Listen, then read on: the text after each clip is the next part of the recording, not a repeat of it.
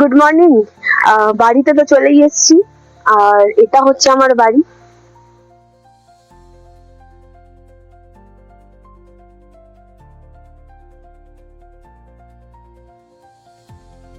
আমার বাড়ির সামনের পাহাড়টা এখন দেখা যাবে না, কারণ কুয়াশা পুরো ঢেকে আছে। আর ঠান্ডা যত কাটবে তত পাহাড়টা ক্লিয়ার হবে। তো এখন যাচ্ছি একটু ওয়েস্ট পয়েন্ট মলে, কিছু কাজ আছে, তারপর যাব লালবাজারে। আজকে সব দেখাবো, কিছু কেনাকাটি আছে। অনেক দিন পর আসলে সংসার করতে এসেছি, তো অনেক কিছু জিনিসপত্র নেই, অভাব। তাই সমস্ত কিছু টুকিটাকি জিনিস কিনতে যাচ্ছি। আশা করি এগুলো মেয়েরাই বুঝবে, আর যেসব ছেলেরা একা থাকে তারাও বুঝবে একটা সংসারে কত কিছু লাগে, কত কিছু প্রয়োজন। এটা হচ্ছে শর্টকাট অ্যাকচুয়ালি, তার কারণ হচ্ছে একটা লং কাট রয়েছে, ওটা শুধু রাস্তা। আর এটা হচ্ছে পাহাড়ি সিঁড়িওয়ালা রাস্তা। এখানটায় হচ্ছে এখান থেকে জাস্ট 10 মিনিটে পৌঁছে যাবো ওপরে, আর ওখান থেকে আমাদের আধ ঘন্টা লাগবে ওপরে পৌঁছাতে। তো চলো তোমাকে রাস্তাটা দেখাই।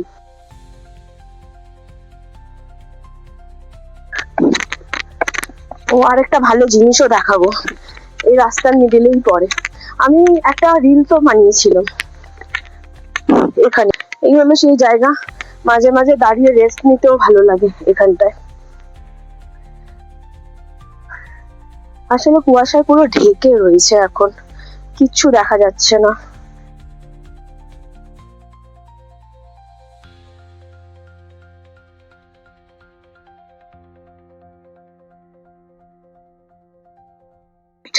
স্বর্গে নিয়ে যাবে এমন সিঁড়ি।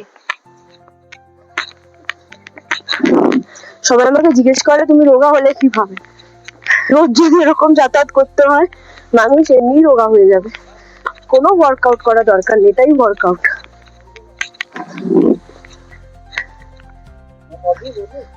সবাই দাঁড়ায় এখানটায় একটু। এই হচ্ছে সেই স্বর্গের সিঁড়ি, যেটাকে আমাকে চড়ে উপরে উঠতে হবে।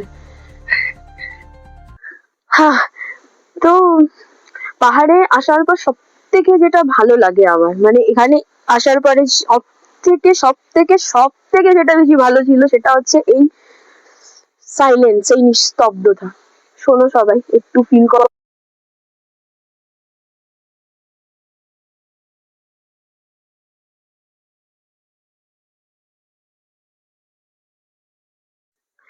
যেটা আমি বলছি, আশা করছি বুঝতে পারছো। এই যে সিঁড়িটা গেছে, আমি দেখাবো, এটার ওপরেই কিন্তু মেন রোড, যেখানে প্রচুর গাড়ি চলছে। লাইন বা লাইন গাড়ি আসতেই যাচ্ছে আসতেই যাচ্ছে, কিন্তু কোনো হর্ন নেই, কোনো শব্দ নেই। এখানে এই জিনিসগুলোই আমার ভালো লাগে। মানে আমি বাড়িতে, মানে লিটারালি আমি কলকাতায় পাগল হয়ে যেতাম। এত আওয়াজ, এত মানুষের চিৎকার, সমস্ত কিছু। কিন্তু এখানটায় দেখো, মানুষ মানুষের মতো চলে যাচ্ছে, গাড়ি গাড়ির মতো যাচ্ছে।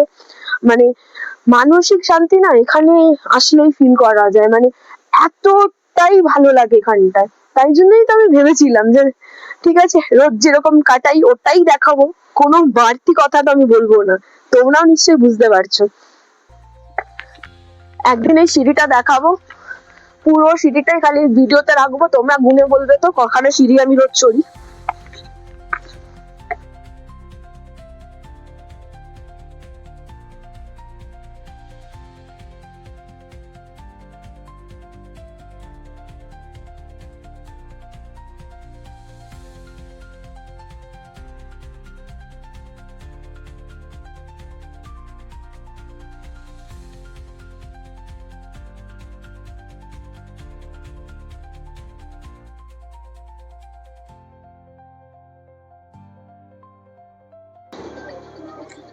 চশমার জন্য লেন্স কাটে এসেছিলাম, চশমা দুটো বানিয়ে নিয়ে গেছিলাম আগে।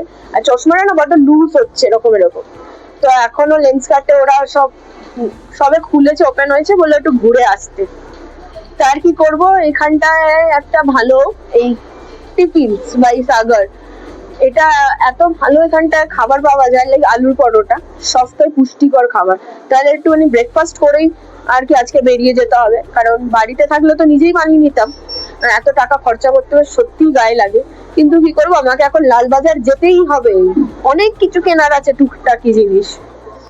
এই হলো সেই ফেমাস আলুর পরোটা, আর এই হলো সেই ফেমাস চাটনি।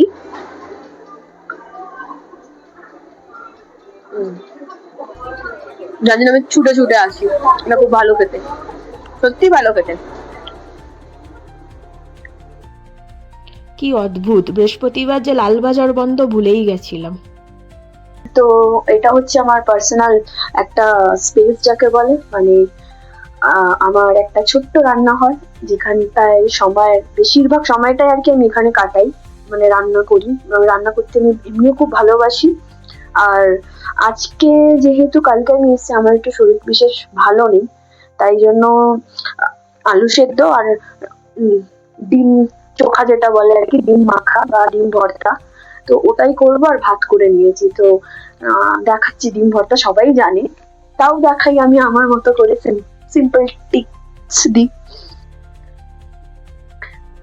তো তাওয়াটাকে গরম করে সর্ষের তেল, আমি সর্ষের তেলটা ইউজ করি কারণ এইসব মাখামুখিতেই। এইসব কেটে কুটে রেখেছি এখানটায়, স্লাইস করে পেঁয়াজ, এটা আলু চোখার জন্য আর এটা হচ্ছে ডিম ভর্তার জন্য। তো পেঁয়াজটাকে দিয়ে দেবো।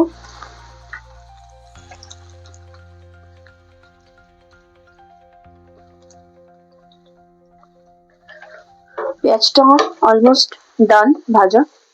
এটা খুব বেশি ডিপ ফ্রাই তো হবে না, তাহলে বেরেস্তা হয়ে যাবে। এই গোল্ডেন ব্রাউন হয়ে গেলে কালারটা, নামিয়ে নেবো। তারপরে এবার টমেটোটা দিয়ে দিলাম। টমেটোটাকেও ভালো করে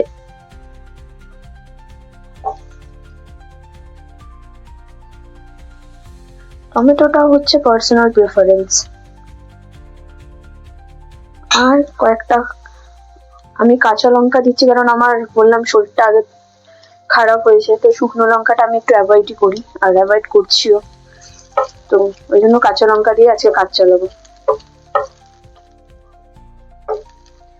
টমেটোটা একটু ভালো করেই মানে ভাজতে হবে। আর হ্যাঁ, আমি কিন্তু কোনো নুন অ্যাড করিনি, নুনটা লাস্টে মাখা। টমেটোটাও হয়ে গেছে।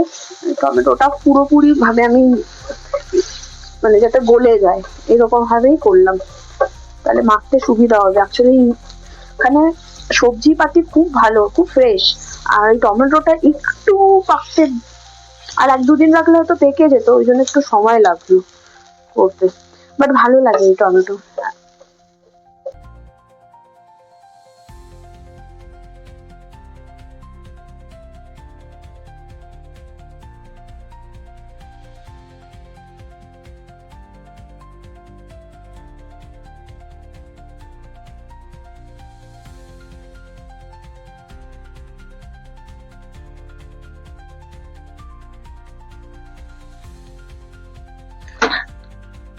এবার ভালো করে টমেটোটা না চটকে চটকে একটু চটকাতে হবে। আর শুনেছি ভর্তা নাকি মানে না চটকালে নাকি ভর্তা হয় না, এটা আমি শুনেছি, আমি জানি না, যারা জানো একটু বলো তো। মানে যত নাকি চটকাবে হাত দিয়ে তত নাকি ভর্তার স্বাদ আসে।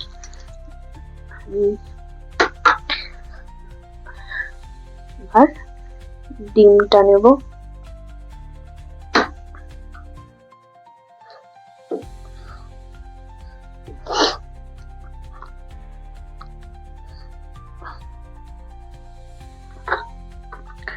নুন দেব,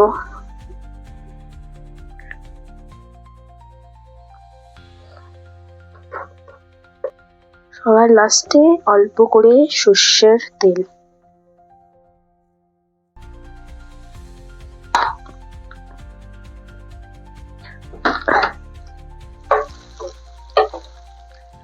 রান্না করতে আরেকটা জিনিস সব থেকে ভালো লাগে, সেটা হচ্ছে কেন, তার কারণ হচ্ছে এই যে আমার জানলাটা দিয়ে এই পাহাড়ের যে মিটমিট করে যে আলোগুলো জ্বলছে প্রতিটা বাড়ি, হয়তো ওই পাশের বাড়িটা থেকে আমার এই বাড়ির আলোটা ওরা ক্যাপচার করছে, আমরা ওদের বাড়ি ক্যাপচার করছি, এটা একটা আলাদাই ভালো লাগা থাকে।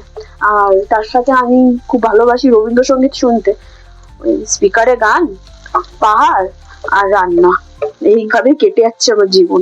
এখানে। তো আজকের মতো ব্লগটা এখানেই শেষ করলাম। আবারও একটা নতুন ব্লগে আসবো খুব তাড়াতাড়ি। সকলকে শুভরাত্রি।